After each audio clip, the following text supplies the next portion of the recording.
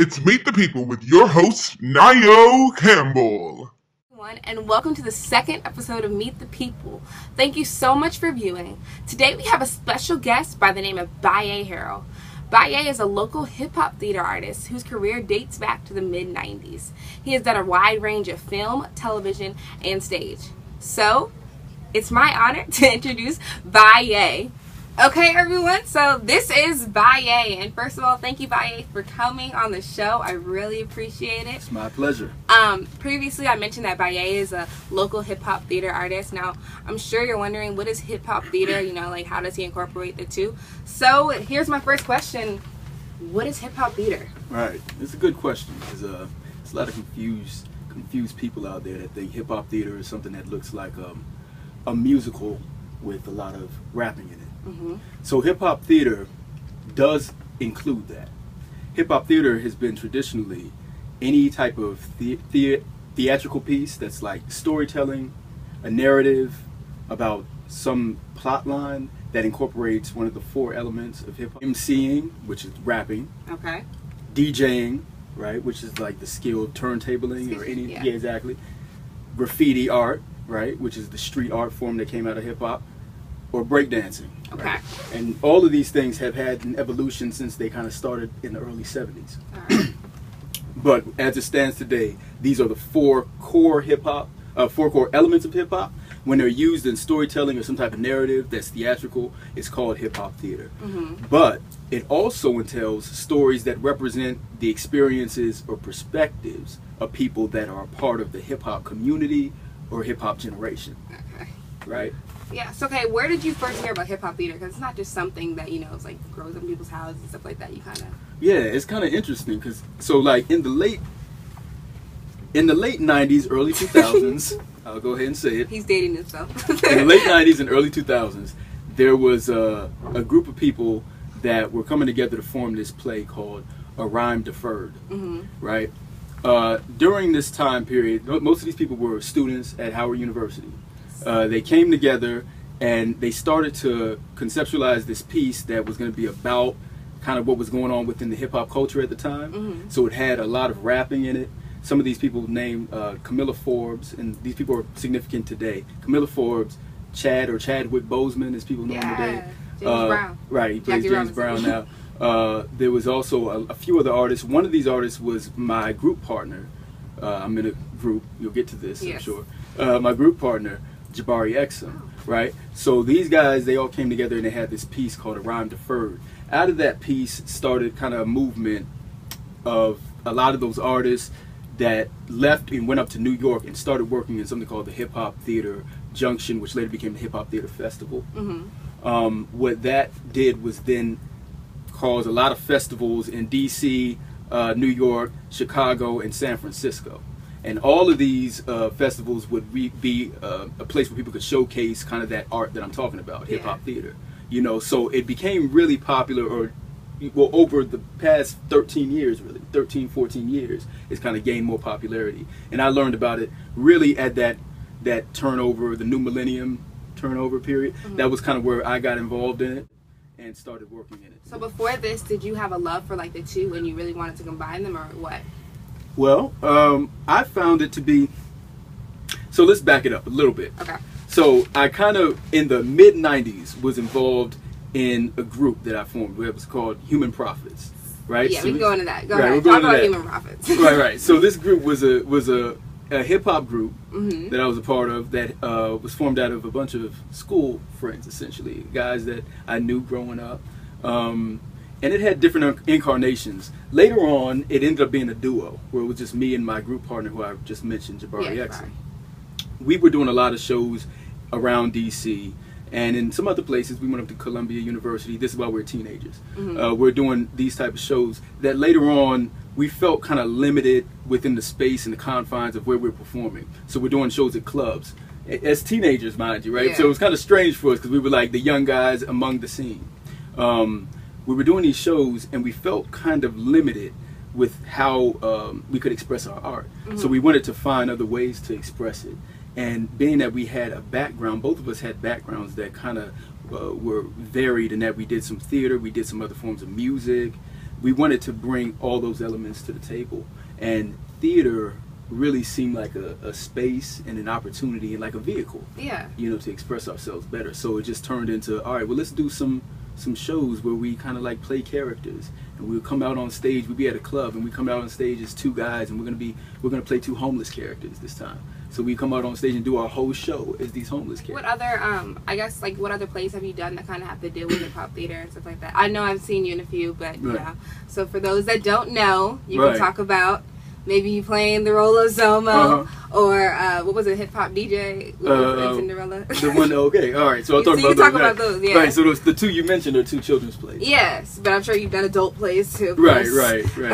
Some stuff that probably you couldn't see when it was happening. Yeah, but now I can. But so we saw, so some of the plays, the two you mentioned, there was Zomo the Rabbit. It was called Zomo the Rabbit, a hip-hop creation myth. And the other one is called Cinderella the Remix. Both of those were produced and were written by a guy named Salmayeni 24, who was also a colleague of mine on the scene as a hip-hop artist. He had a group called PS24. That guy penned those two plays, and it was produced at Imagination Stage in Bethesda, Maryland. So we produced those two plays. We did those two plays. First one, I think, that was 2008. The last one was this past year, right? Or this year. So those were really, you know, dynamic pieces.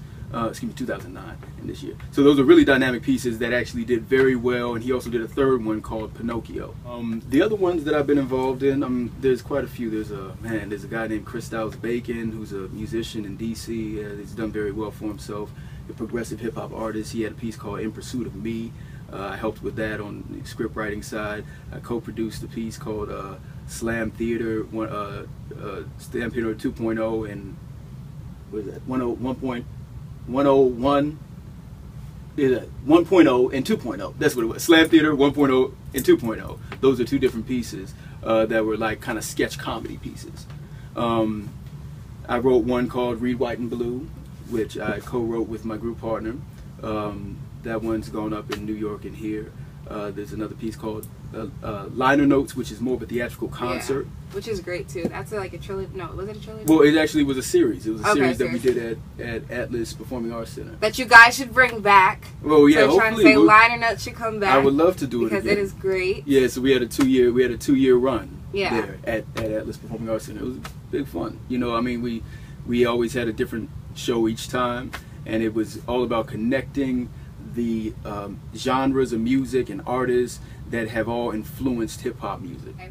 So with you doing like hip-hop theater and stuff like that, I'm sure, you know, people probably don't, you know, when people hear hip-hop, they kind of, some people frown. They're like, hip-hop, you know, like has a negative connotation to it. So what do you do? What do you say to that when people kind of look at you, I guess, differently? Yeah, I mean, there's definitely, because there's like a commercial mainstream view of what hip-hop is, right? And that's kind of affected the general public. They kind of assume that, okay, we're involved certain things that are just like negative and not productive for society. There's always that perception. And part of that is because hip-hop came out of a youth culture. Youth culture is always associated with irresponsibility, right? So the concepts of what you do when you're young are supposed to be irresponsible. So when you hear hip-hop, you're thinking, oh, this is like, and especially when you hear like a grown person talking about, I identify with hip hop. It's like, well, why are you doing that? Why don't you grow up? You know, so, but that's not really what we're talking about. We're talking about a culture, right? And a culture that comes out of, really at its core, hip hop was a culture that was an alternative to violence, right? Yeah. It came out of an experience that where people were divided by gang culture, neighborhood culture, a lot of beef, right? And then they found an alternative where that unified them and stopped a lot of the violence, right? So that's what it is at its core. So whenever I'm presenting hip-hop culture and the cultural elements of hip-hop, I'm discussing something that is about moving people forward. Okay. You know, and there's almost like just a short way to look at it. Hip-hop, like hip means that you know something, if you're hip, right? It's got to be relevant, right? Hop is a movement. Right, so it's got to be a relevant movement, right? It needs to be something that is that is approaching an issue within our society in a way that it can address it in a very relevant way. You know, address it in a very useful way. So that's what I'm a part of. So people tend to adjust once they recognize you're talking about the culture. Yeah. So when you say that, it kind of makes me think of like Mike Brown, Jordan Davidson, Trayvon Martin, all that's going on with that, all the violence.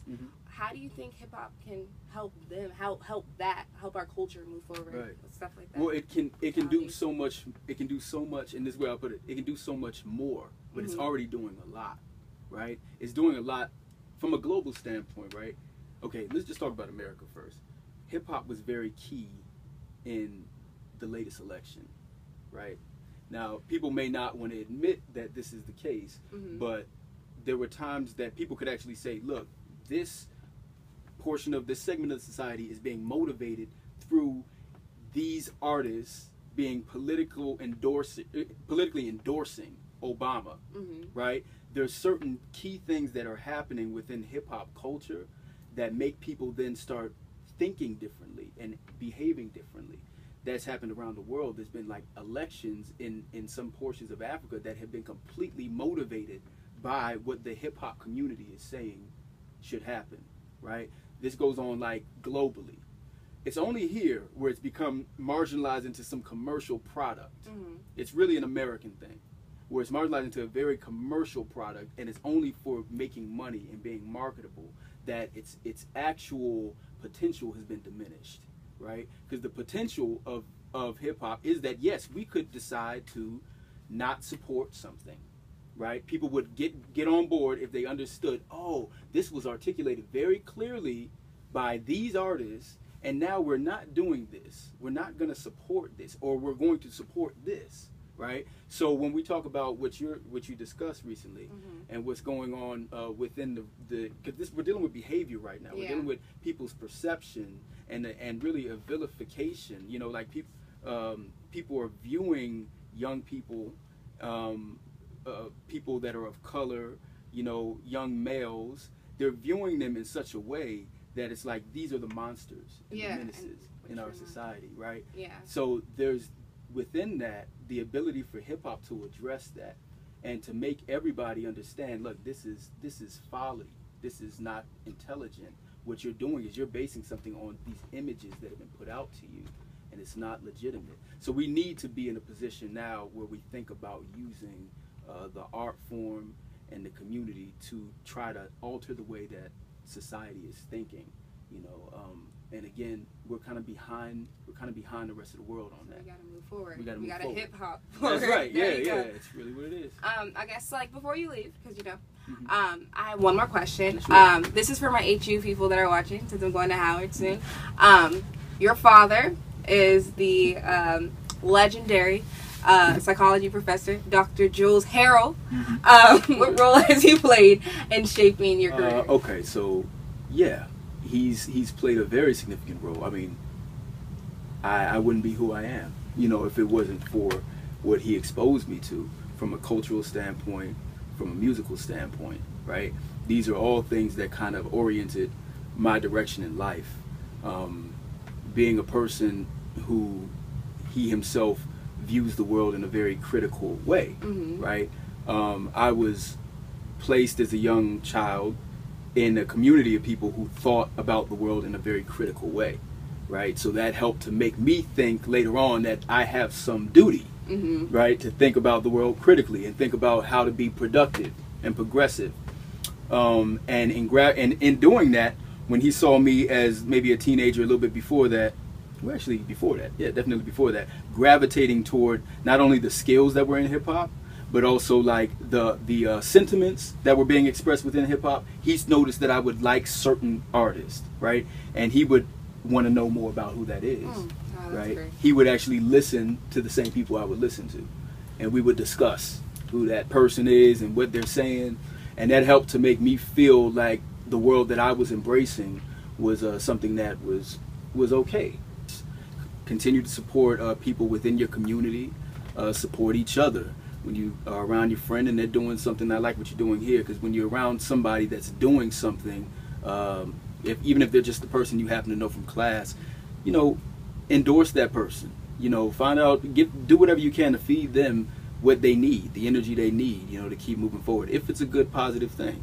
And, you know, I just say that that's the way we'll all rise up. So you just met Baye Harrell, a local hip-hop theater artist. He's one of my people on Meet the People. Are you next? Thanks for watching.